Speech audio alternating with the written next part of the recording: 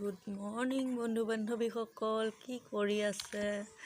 আমাৰ ৰাতিপুৱাৰটো চাওকচোন, টিকলাটোৱে কি কৰি আছে। এইবোৰ একো কাম কৰিব নিদিয়ে, এনেকৈ তাৰ লগতে লাগি কৰি থাকিবলগীয়া হয়।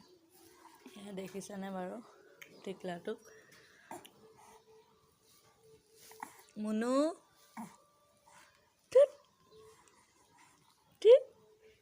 মুনু